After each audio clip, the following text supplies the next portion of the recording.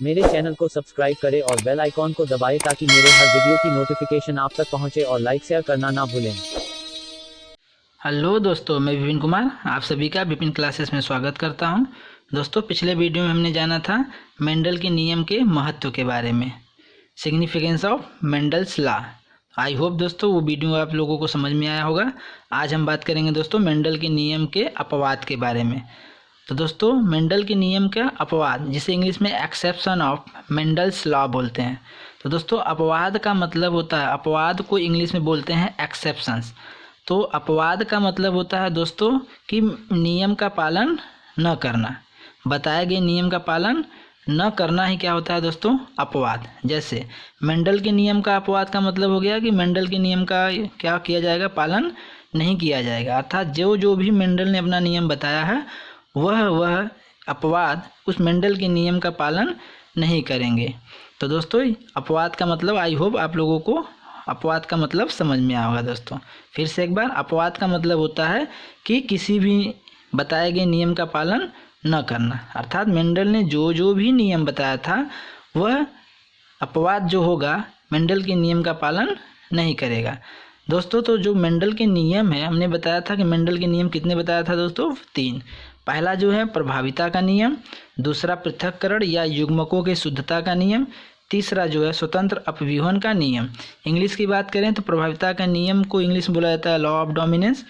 पृथक्करण युग्मकों की शुद्धता का नियम की बात करें तो इंग्लिश में लॉ ऑफ सेग्रीगेशन या law of purity of gametes कहते हैं। थर्ड जो लॉ है स्वतंत्र अपव्यूहन का नियम, जिसे लॉ ऑफ इंडिपेंडेंट असॉर्टमेंट के नाम से जानते हैं। तो दोस्तों, ये 3 नियम हैं मेंडल के बताए गए, जो 3 नियम हैं, इसी नियम का जो भी अपवाद होगा दोस्तों उसी के बारे में आज समझने का प्रयास करते हैं। तो अपवाद का मतलब हमने आपको समझा दिया फ्रेंड्स।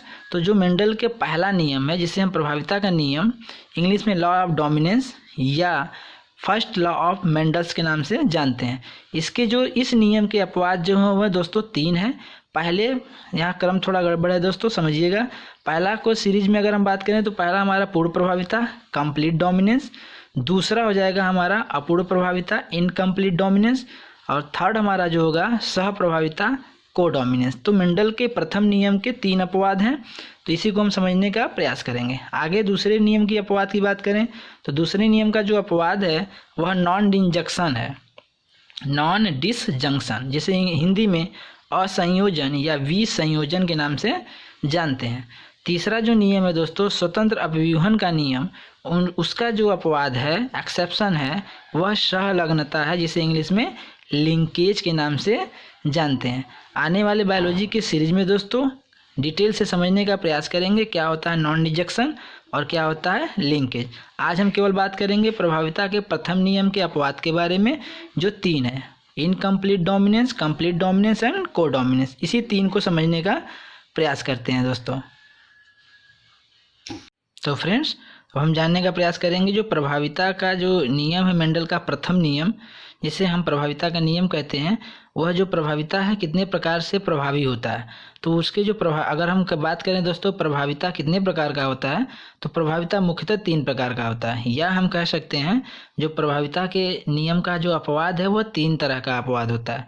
तो दोस्तों, अगर हम बात करें टाइप्स ऑफ डोमिनेंसी, प्रभाविता के प्रकार का, तो प्रभाविता के जो प्रकार हैं वो 3 प्रकार से होता है। एक होता है पूर्ण प्रभाविता, दूसरा होता है अपूर्ण प्रभाविता, तीसरा होता है सह प्रभाविता। इंग्लिश की बात करें तो पहला है कंप्लीट डोमिनेंस, जिसे पूर्ण प्रभाविता हिंदी में कहते हैं, और दूसरा जो है इनकम्प्लीट डोमिनेंस, जिसे हिंदी में अपूर्ण प्रभाविता कहते हैं। थर्ड जो है हमारा को डोमिनेंस, जिसे हिंदी में सह प्रभाविता कहते हैं फ्रेंड्स। तो दोस्तों, अभी हमने जाना क्या कि प्रभाविता के अपवाद, जो मेंडल का प्रथम नियम है, जिसे इंग्लिश में लॉ ऑफ डोमिनेंस कहते हैं, वह 2 तरह से उस पर प्रश्न बनेगा। या तो कह सकता है कि प्रभाविता के नियम के अपवाद को बताइए, या कह देगा कि प्रभाविता के प्रकार को बताइए। तो प्रभाविता के प्रकार की बात करें या प्रभाविता के अपवाद की बात करें, वो दोनों का उत्तर एक ही होगा फ्रेंड्स। यदि आपसे पूछा जाए प्रभाविता के प्रकार को परिभाषित करिए उदाहरण सही, तो दोस्तों आप complete dominancy, incomplete dominance and को डोमिनेंस को बता सकते हैं। अगर बात करें कि नहीं डोमिनेंस के जो है कितने अपवाद हैं दोस्तों, तो यही 3 अपवाद हैं, अर्थात डोमिनेंस के नियम का पालन नहीं करते। अर्थात मेंडल के प्रथम नियम का ये जो 3 नियम है ये पालन नहीं करते हैं दोस्तों, रूल को फॉलो नहीं करते हैं। तो आइए दोस्तों समझने का प्रयास करते हैं। पहला जो है कंप्लीट डोमिनेंस, जिसे इंग्लिश में पूर्ण प्रभाविता कहते हैं। इसमें क्या होता है कि जब पहले तो आप इन तीनों को जानने से पहले मेंडल का जो पहला नियम है, जिसे हम प्रभाविता का नियम कहते हैं, इंग्लिश में लॉ ऑफ डोमिनेंस कहते हैं दोस्तों। अगर वो आप वीडियो नहीं देखे हैं फ्रेंड्स, तो पहले वो आप देखेंगे तभी आपको ये तीन जो है मेंडल के जो पहला नियम का अपवाद है या प्रभाविता के प्रकार हैं, तभी आपको फ्रेंड्स समझ में आएगा। इसलिए आपसे निवेदन है फ्रेंड्स कि इसे समझने से पहले आप जो है मेंडल का प्रथम नियम, प्रभाविता का नियम जरूर देखें। तो दोस्तों पहला हम समझने का प्रयास करते हैं कंप्लीट डोमिनेंस, पूर्ण प्रभाविता। तो दोस्तों जो पूर्ण प्रभाविता है, इसमें क्या होता है कि हमने इसमें दो लक्षण के बीच हम क्या कराते हैं, संकड़ कराते हैं, दो विपरीत लक्षण। दो विपरीत लक्षण का मतलब क्या होता है दोस्तों, इसमें भी हम इस पर भी अलग अलग सा वीडियो बनाया है दोस्तों, आप उससे ज़रूर देखें। तो जब हम दो विपरीत लक्षणों का संकड़ करवाते हैं दोस्तों, तो पूर्ण प्रभाविता का मतलब होता है कि जब हम दो विपरीत लक्षणों के बीच संकड़ कराते हैं तो एक ही लक्षण पूर्ण रूप से दिखाई देगा, एक लक्षण पूर्ण रूप से प्रभावी दिखाई देगा, प्रभावी रूप से दिखाई देगा, और एक लक्षण नहीं दिखाई देगा। इसी को बोलते हैं कंप्लीट डोमिनेंस। अर्थात जब आप दो विपरीत लक्षण में, सेम वाला मत लीजिएगा फ्रेंड्स, कोई भी आप दो विपरीत लक्षण ले लीजिए। जैसे लंबा का जो विपरीत लक्षण होगा वह बौना होगा, लाल पुष्प वाला जो होगा उसका जो विपरीत लक्षण होगा वह सफ़ेद वाला होगा। उसी तरह से दोस्तों ऐसे बहुत सारे लक्षण होते हैं। आप विपरीत लक्षण जो मेंडल के हमने बताया भी है, मेंडल ने इस तरह से 7 जो है मटर के पौधे पर 7 विपरीत या तुलनात्मक लक्षण बताए थे। आप उसे ज़रूर देख लेंगे तो आपको ये सारी चीज़ें समझ में आ जाएंगी। तो पहला जो नियम कह रहा है पूर्ण प्रभाविता, इसमें हम दो विपरीत लक्षण लेंगे। जैसे यहाँ जो पहला एग्जाम्पल है, यहाँ हमने देखिए दोस्तों 1 2 3 एग्जाम्पल भी बताया है। तो पहला एग्जाम्पल पहले नियम को बताएगा, दूसरा जो एग्जाम्पल है वह दूसरे इनकम्प्लीट डोमिनेंस का एग्जाम्पल है, और थर्ड जो एग्जाम्पल है वह को डोमिनेंस का एग्जाम्पल है। तो दोस्तों जो कंप्लीट डोमिनेंस है, पूर्ण प्रभाविता है, इसमें हमने क्या बताया है कि हमने दो तरह के फूल लिए हैं, एक नीला फूल लिया है और एक सफ़ेद पुष्प लिया है। जैसे इंग्लिश की बात करें तो इंग्लिश में इसे हम बोलेंगे ब्लू कलर्ड फ्लावर और दूसरे को बोलेंगे वाइट कलर्ड फ्लावर। इन दोनों के बीच हमने क्या करा दिया दोस्तों, संकड़ करा दिया। ठीक है, तो संकड़ कराने के बाद जो इनसे उत्पन्न होने वाले जो भी जनरेशन होगा उसमें कैसे पौधे दिखेंगे, ब्लू कलर्ड फ्लावर दिखेंगे, सभी पौधे, ऑल फ्लावर। अर्थात सभी पौधे नीला पुष्प वाला होगा। क्यों होगा दोस्तों, क्योंकि यह किसका एग्जाम्पल है, पूर्ण प्रभाविता। तो पूर्ण प्रभाविता यही कहता है दोस्तों कि हम दो विपरीत लक्षण वाले तुलनात्मक लक्षणों के बीच संकड़ कराते हैं तो प्रथम पीढ़ी में केवल एक लक्षण दिखाई देगा, दूसरा लक्षण दिखाई नहीं देगा। तो जो पहला लक्षण है दोस्तों वह नीला पुष्प वाला है और दूसरा जो लक्षण है वह सफ़ेद पुष्प है। तो जो नीला पुष्प है वह प्रभावी लक्षण है और सफ़ेद पुष्प जो है अप्रभावी लक्षण है। तो प्रभावी में से अप्रभावी में से दोनों में से कौन दिखा दोस्तों, देखिए यहाँ से नीला आया, यहाँ से सफ़ेद नहीं आया, तो इसलिए ये नीला लक्षण दिखा, इसी को बोलते हैं। इसका पूर्ण रूप से क्या है, इसके ऊपर प्रभाव है। अर्थात जब नीला और पुष्प का कोई भी नीला पुष्प वाला फूल ले लें और सफ़ेद पुष्प वाला एक पौधा ले लें, दोनों के बीच संकड़ करा दें तो हमेशा उससे बनने वाला जो बीज होगा, पौधा होगा, वो हमेशा नीला पुष्प वाला ही पौधा बनेगा दोस्तों। तो हमने एक क्या किया, नीला पुष्प वाला पौधा लिया जो कि प्रभावी लक्षण होगा, और दूसरा हमने पौधा कैसा लिया, सफ़ेद पुष्प वाला। एक पुष्प ऐसा पौधा लेंगे जिस पे नीला पुष्प लगा हो और एक पौधा ऐसा लेंगे जिस पे सफ़ेद पुष्प लगा हो। इन दोनों से अगर हम जो संकड़ कराएंगे, जो बीज बनेंगे या पौधा बनेंगे, वो सभी नीला पुष्प वाला बनेगा दोस्तों, सफ़ेद पुष्प वाला एक भी नहीं बनेगा। क्यों, क्योंकि जो नीला पुष्प वाला है वह प्रभावी है और सफ़ेद पुष्प लक्षण जो है वह अप्रभावी है। तो अप्रभावी जो होता है वह प्रभावी के ऊपर प्रभावी नहीं हो पाता है। अर्थात हम कह सकते हैं कि जो प्रभावी लक्षण होता है वह अप्रभावी के ऊपर क्या होता है दोस्तों, अपना प्रभाव पूर्ण रूप से डालता है। इसलिए इस नियम को पूर्ण प्रभाविता कहते हैं दोस्तों। तो ऐसे बहुत सारे लक्षण होंगे दोस्तों, लक्षण होते भी हैं जो प्रभावी होते हैं और हमेशा अपना लक्षण अप्रभावी के ऊपर प्रभावी रूप से होते हैं दोस्तों। तो प्रभावी लक्षण हमेशा दिखेगा और अप्रभावी लक्षण नहीं दिखाई देता है, इसी को बोलते हैं पूर्ण प्रभाविता। अर्थात जो पूर्ण रूप से इसका प्रभाव है वह सफ़ेद पुष्प पर है। इसलिए इसे पूर्ण प्रभाविता कहते हैं। लेकिन अगर हम बात करें इनकम्प्लीट डोमिनेंस की, जिसे अपूर्ण प्रभाविता कहते हैं, इसमें तो पूर्ण प्रभाव था लेकिन दोस्तों इसमें अपूर्ण प्रभाव रहेगा। तो अपूर्ण प्रभाव का मतलब होता है इनकम्प्लीट, कंप्लीट रूप से प्रभावी नहीं कर पाएगा। देखिए दोस्तों, तो यहाँ पे हमने दूसरा जो एग्जाम्पल लिया है इनकम्प्लीट डोमिनेंसी का, एक हमने लिया एक ऐसे लड़के को जिसका बाल क्या है, कर्ली हेयर है, घुंघराले बाल है। अब वो भी कैसा होगा, प्रभावी लक्षण होगा। और दूसरा हमने एक लड़का लिया है या लड़की लिया है दोस्तों जिसका बाल क्या है, सीधा है। तो संकर दोस्तों हम किस में करवाएंगे, दो विपरीत लक्षण वाले में होंगे। एक मेल होगा तो एक फीमेल ही होना चाहिए। मेल मेल में तो संकर होगा नहीं, ना ही फीमेल फीमेल में होगा। तो मान लीजिए कि हमने कर्ली हेयर क्या लिया, मेल को ले लिया दोस्तों, ये हमारा मेल हो गया। और जो स्ट्रेट हेयर है वो हमारा क्या हो गया, फीमेल हो गया। तो ये जो कर्ली हेयर है, घुंघराले बाल वाला है, वो मेल है, और जो सीधे बाल वाला है वो क्या है, फीमेल है। तो दोस्तों ये मेल है और ये फीमेल है। तो मेल का जो बाल है वह घुंघराला है और फीमेल का जो हेयर है वो क्या है, सीधा है। तो जो घुंघराला बाल है वो प्रभावी लक्षण को बताया गया है, और यहाँ जो सीधा बाल है वो अप्रभावी है। अब इन दोनों के बीच अगर संकर करवाते हैं तो उनमें इंटरमीडिएट फिनोटाइप का कैरेक्टर दिखेगा। दोस्तों इंटरमीडिएट का मतलब ना ही तो घुंघराला ही लक्षण दिखेगा, ना ही सीधा बाल वाला लक्षण दिखेगा, कोई तीसरा लक्षण दिखाई देगा। देखिए यहाँ पे ना ही कर्ली बाल आया है ना तो स्ट्रेट बाल है, यहाँ पे कैसा बाल आया है, वेवी हेयर आया है। वेवी हेयर का मतलब होता है लहरदार या लहरदार, जैसे पानी की लहरें चलती हैं दोस्तों उस तरह से लहराते हुए बाल उनके होंगे। घुंघराला बाल तो आप समझ रहे होंगे जो घुंघरू की तरह होता है, एक गुच्छा हुआ। स्ट्रेट बाल का मतलब होता है सीधा सीधा, और वेवी हेयर का मतलब होता है फ्रेंड्स लहरदार हेयर्स, वेवी हेयर्स। तो इनकम्प्लीट डोमिनेंसी यह कहता है कि जब हम दो विपरीत लक्षण वाले जंतुओं के बीच या पौधों के बीच या जीवधारियों के बीच संकर कराते हैं तो इनकम्प्लीट डोमिनेंसी के कंडीशन में एक तीसरा लक्षण उभर कर आता है जिसे हम इंटरमीडिएट कहते हैं दोस्तों, इंटरमीडिएट फिनोटाइप कैरेक्टर्स कहते हैं। तो इसमें सभी जो बच्चों के जो बाल होंगे वो कैसे होंगे, all hairs is like wavy hairs. इसी को बोलते हैं दोस्तों इनकम्प्लीट डोमिनेंसी, अपूर्ण प्रभाविता। फिर से एक बार दोस्तों, अपूर्ण प्रभाविता यह कहता है कि जब दो विपरीत या तुलनात्मक लक्षणों वाले जीवों के बीच या जंतुओं के बीच संकर कराते हैं तो एक तीसरा लक्षण उभर कर आता है जिसे हम बोलते हैं इंटरमीडिएट फिनोटाइप कैरेक्टर्स। जैसे यहाँ पर देखिए हमने मेल का बाल कैसा है दोस्तों, मेल का बाल कर्ली या घुंघराला है जो प्रभावी है, और दूसरा जो फीमेल है उसका जो बाल है वो सीधा है जो अप्रभावी है। अब इन दोनों के संकर कराने से या तो कर्ली बाल दिखना चाहिए या तो सीधा बाल वाला बच्चा दिखना चाहिए, लेकिन ना ही कर्ली बाल वाला बच्चा दिखा ना ही सीधा बाल वाला बच्चा दिखा। तो इन दोनों के संकर कराने से एक तीसरा लक्षण निकल के आया दोस्तों, लहरदार वेवी हेयर्स वाला बेबी बच्चा, बेबी पैदा होगा दोस्तों।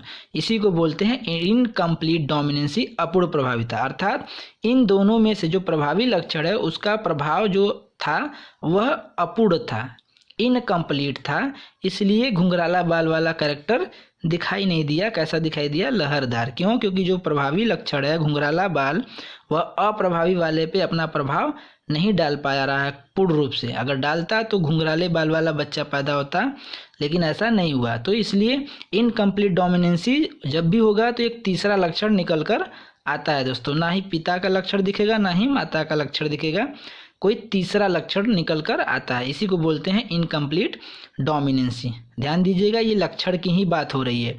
जैसे आँख का कलर, बाल का कलर, बाल का आकार दोस्तों, जैसे कर्ली हेयर, स्ट्रेट हेयर, लहरदार हेयर, उसी तरह बाल का जो कलर होगा वो ब्लैक होगा, ब्राउन होगा। इस तरह से दोस्तों त्वचा का रंग गोरा, काला, लंबाई, लंबा, छोटा, इस तरह से दोस्तों जो भी लक्षण होते हैं इनकम्प्लीट डोमिनेंसी वाले कंडीशन में हमेशा तीसरा लक्षण कोई अन्य दिखाई देगा। और तीसरा हमारा जो है दोस्तों कोडोमिनेंस, जिसे हिंदी में बोलते हैं सप्रभाविता।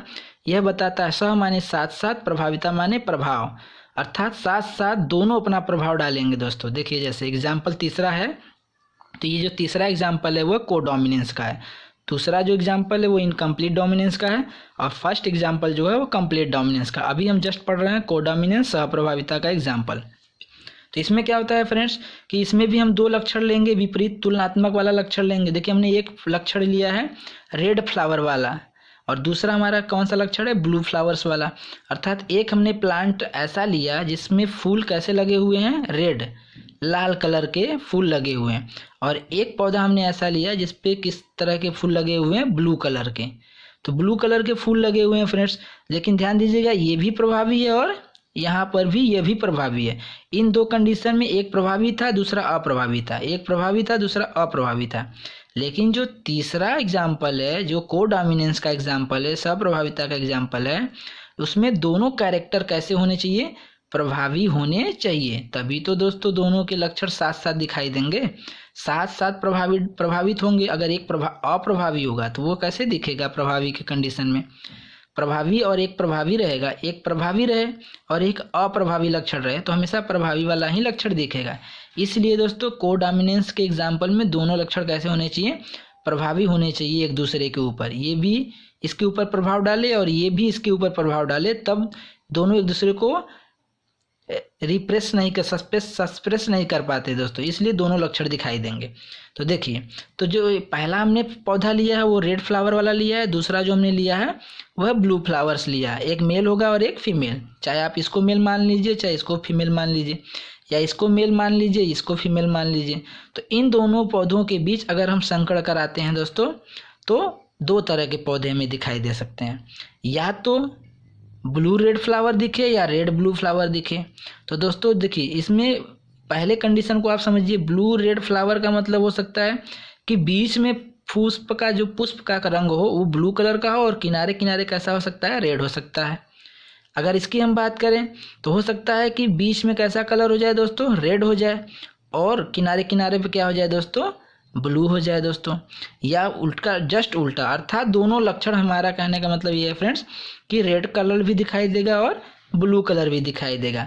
अब बात है अरेंजमेंट की, कैसे दिखाई दे, हो सकता है ब्लू किनारे पे हो जाए, रेड अंदर हो जाए, बीच में हो जाए, सेंटर में। तो सपोज दैट मान लीजिए रेड क्या हो जाए, बाहर हो जाए, ब्लू अंदर हो जाए, या ब्लू बाहर हो जाए, रेड अंदर हो जाए। बाहर अंदर का मतलब होता है दोस्तों, मान लीजिए कि ये फ्लावर्स है, ये फ्लावर है और इस तरह से ये फ्लावर है दोस्तों। तो जब ये फ्लावर है तो मान लीजिए ये बीच में जो फ्लावर का रंग होगा वो मान लीजिए कैसा है, ब्लू है। अब किनारे किनारे वाले जो पत्ते वो होंगे, फूल के कलर होंगे, वो कैसे हो सकते हैं, रेड हो सकते हैं।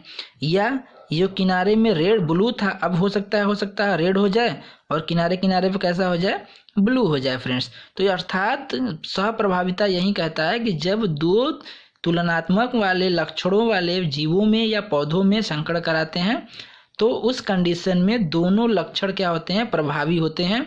दोनों प्रभावी होने के साथ साथ एक साथ दिखाई देते हैं दोस्तों। तो इस तरह से प्रभावी रेड भी ये दिखाई देगा और ब्लू भी दिखाई देगा। तो यहाँ पर दोनों जो पुष्प का कलर होगा वह दोनों रंग वाले हो सकते हैं, ब्लू वाले भी हो सकते हैं, रेड वाला। तो ब्लू रेड फ्लावर हो सकता है या रेड ब्लू फ्लावर हो सकता है। अब कंडीशन है दोस्तों कि ब्लू कहाँ दिखाई दे रहा है, रेड कहाँ दिखाई दे रहा है, वो तो डिपेंड करता है कि पौधे कैसे लिए हैं, किस तरह से लिए हैं, और उनसे उत्पन्न होने वाले बीज कैसे पुष्प निकालते हैं, अपने अंदर विकसित करते हैं, ब्लू रेड फ्लावर की रेड ब्लू फ्लावर। अर्थात दोनों लक्षण साथ साथ दिखाई दिए, इसी को बोलते हैं दोस्तों कोडोमिनेंस। तो आई होप दोस्तों हमने तो एक सिंपल सा आपको ऐसे लिखित मैटर पे समझाने का प्रयास किया दोस्तों। इस पे अगर कोई भी प्रॉब्लम क्रिएट होता है दोस्तों तो आप हमें बताइए, इसे हम फिगराइट समझाने का भी प्रयास करेंगे आगे आने वाले सीरीज में दोस्तों। ये तो हमारा पहला नाम था जो मेंडल के प्रभाविता का फर्स्ट नियम है, जिसे हम मेंडल के प्रभाविता का नियम कहते हैं, उसके अपवाद को समझने का प्रयास किया दोस्तों। आगे आने वाले सीरीज में हम इसे फिगराइट समझाने का प्रयास करेंगे दोस्तों। फिर उसके द्वितीय नियम, मेंडल के द्वितीय नियम का अपवाद जो है जिसे नॉन डिंजक्शन कहते हैं, और मेंडल का जो तृतीय नियम है जिसे सहलग्नता लिंकेज कहते हैं, आगे बायोलॉजी के आने वाले सीरीज में उसे समझने का प्रयास करेंगे। आई होप दोस्तों आज का वीडियो आपको अच्छा लगा होगा। Thank you.